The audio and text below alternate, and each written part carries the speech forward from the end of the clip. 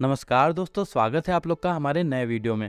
दोस्तों, एक समय था जब बिहार को एक पिछड़ा राज्य कहा जाता था, लेकिन बिहार की धरती ने देश को समय समय पे कुछ ऐसे सूरमा दिए कि अब धीरे धीरे लोगों की मानसिकता बिहार को लेकर बदल चुकी है।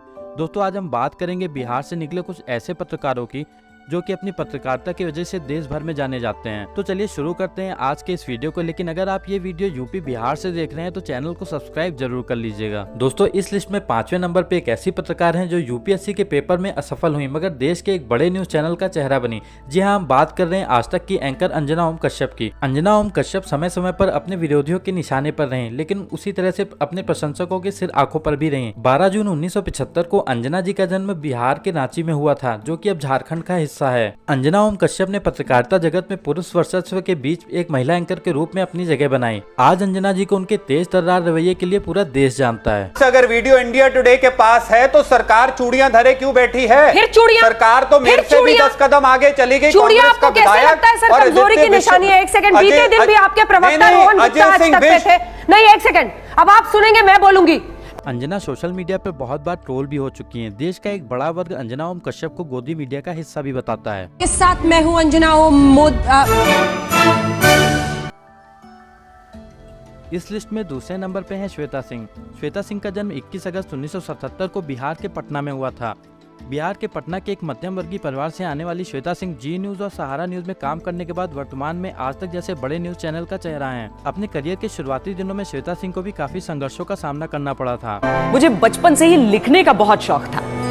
16 साल की थी जब मैंने अपना पहला न्यूज आर्टिकल लिखा था और फिर कुछ सालों में टीवी में काम करने का ऑफर मिल गया और फिर शुरू हो गया तानों का सिलसिला। लड़की होकर टीवी में काम करेगी, लड़की के हिसाब से कुछ ज्यादा अग्रेसिव नहीं है। पर मेरे सपने छोटे शहर के तानों से बड़े थे। मम्मी पापा साथ खड़े रहे और मैंने एक मुस्कान के साथ काम करना शुरू कर दिया। ताने देने वालों को जवाब खुद ही। श्वेता सिंह भी सोशल मीडिया पर काफी बार ट्रोल हो चुकी हैं। इन्हें भी देश का एक बड़ा वर्ग गोदी मीडिया का हिस्सा बताता है। एक जगह पर बहुत सारे नोट एक साथ पड़े रहेंगे तो कानूनी तौर पर कार्रवाई करेंगे ना उनके पास सिर्फ, बल्कि इनकम टैक्स डिपार्टमेंट में इसका सिग्नल जाएगा, क्योंकि ये सीधे सैटेलाइट की ओर सिग्नल ट्रांसमिट करेगा और वहां पर पहुंचेगा ताकि उस पैसे को निकाला जा सके, रिकवर किया जा सके। बैंकों में रहेगा, उस सिग्नल का कोई मतलब नहीं है। और 120 मीटर नीचे मिट्टी के दबा होगा तो भी पता चल जाएगा कि यहाँ पर ये 2000 का इतने दिनों से ऐसे पड़ा हुआ है। तो इस लिस्ट में तीसरे नंबर पे हैं अजीत अंजुम जी। बिहार से दिल्ली के बड़े बड़े स्टूडियो तक का सफर तय करने वाले अजीत अंजुम जी का जन्म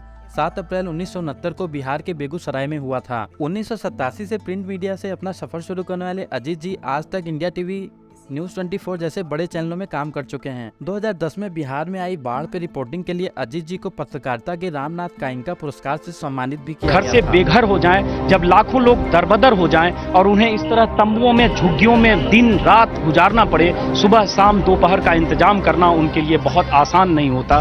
इतने लोगों के लिए राहत का इंतजाम करना बहुत आसान नहीं होता। लेकिन हमने एक छोटी सी कोशिश की है कुछ लोगों तक राहत पहुंचाने की। वो कोशिश कामयाब तब हुई जब न्यूज 24 के दर्शकों ने, आप सब ने हमारा साथ दिया। हम राहत के रूप में कोई सामान नहीं लाए हैं, आपकी भावना लाए हैं, आपका भरोसा लाए हैं। आप ये चाहते होंगे कि आपके द्वारा भेजे गए सामान इन तक पहुंचे। हमारी कोशिश यही है कि आपके द्वारा भेजे गए सामान हर सही, जेन्युइन और जरूरतमंद आदमी तक पहुंचे। अजीत अंजुम की उपलब्धियों को देखते हुए फेम इंडिया मैगजीन ने उन्हें बिहार के 50 सबसे ज्यादा प्रभावशाली लोगों की लिस्ट में शामिल किया। 2019 में टीवी भारतवर्ष चैनल में अजीत अंजुम को केंद्रीय भूमिका दी गई, लेकिन देश का दुर्भाग्य कहा जा सकता है कि सत्ता और बिकाऊ मीडिया के चलते अजीत अंजुम को मेन स्ट्रीम मीडिया को छोड़ना पड़ा। ऐसा नहीं था कि अजीत अंजुम जी को दोबारा किसी टीवी चैनल से ऑफर नहीं दिया गया, पर उन्होंने गुलामी स्वीकार नहीं की और कोविड के दौरान अजीत अंजुम अपने मोबाइल के साथ फिर से सड़कों पर नजर आए। और आज अजीत अंजुम जी यूट्यूब पर एक स्वतंत्र पत्रकार के रूप में काम कर रहे हैं। उन्हें यूट्यूब पर 15 लाख से भी ज्यादा लोग फॉलो करते हैं। इस लिस्ट में दूसरे नंबर पर काफी कम समय में एक स्वतंत्र पत्रकार की पहचान बनाने वाले मनीष कश्यप जी हैं। मनीष कश्यप ईमानदारी से भ्रष्टाचार और सरकार की नाकामी पर निडरता से आवाज उठाने के लिए जाने जाते हैं। इसीलिए बिहार की युवा इन्हें सन ऑफ बिहार के नाम से भी बुलाते हैं। मनीष कश्यप ने लोकप्रियता के मामले में अच्छे लोगों को पीछे छोड़ दिया है। काफी कम समय में बिहार के युवाओं के लिए मनीष कश्यप एक आदर्श बन गए हैं। यूट्यूब पर इन्हें लोग लाखों की संख्या में फॉलो करते हैं। मनीष कश्यप कभी कभी आक्रोशित होकर अपना संयम खो देते हैं, जिसके कारण इन्हें सोशल मीडिया पर कभी कभी ट्रोल भी किया जाता है। वो आदमी का होता है उसमें अगर टीआरपी हमारी मंजिल है तो इसके हम सफर आप क्यों हैं? क्या टीआरपी आपकी भी मंजिल है?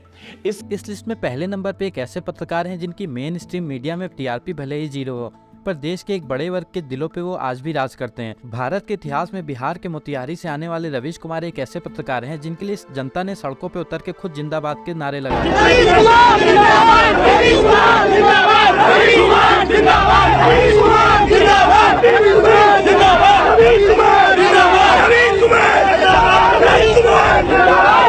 जब देश के पत्रकारों ने सत्ता के दबाव में आके अपने कदम पीछे हटा लिए, तब रवीश कुमार ही एक ऐसे पत्रकार थे जिन्होंने निडरता से सत्ता की नाकामी पर सवाल उठाए। नागपुर में 1 दिसंबर 2014 की सुबह जज बृजगोपाल लोया की मौत दिल के दौरा पड़ने से बताई जाती है। 3 साल बाद उनकी बहन के सवाल हड्डियों में छेद कर देते हैं।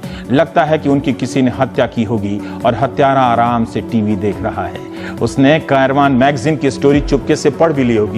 लंबे समय तक एनडीटीवी में काम करने के बाद रवीश कुमार भी आज यूट्यूब पर एक स्वतंत्र पत्रकार के रूप में काम कर रहे हैं। रवीश कुमार को पत्रकारिता का गणेश शंकर विद्यार्थी और एशिया का नोबेल पुरस्कार कहे जाने वाले रेमन मैग्सेसे पुरस्कार से नवाजा गया है। आज भले ही रवीश जी एनडीटीवी को छोड़ दिए हों, पर आज भी रवीश की रिपोर्ट और फेमस शो प्राइम टाइम जनता द्वारा याद किए जाते हैं। रवीश कुमार एक ऐसी शख्सियत है जिनके विचारों से आप भले ही सहमत ना हो, पर आप उनके द्वारा कहे हुए तथ्यों को अनदेखा नहीं कर सकते हैं। तो दोस्तों, आप इन पत्रकारों में से सबसे ज्यादा किसको पसंद करते हैं, नीचे कॉमेंट्स करके जरूर बताइएगा।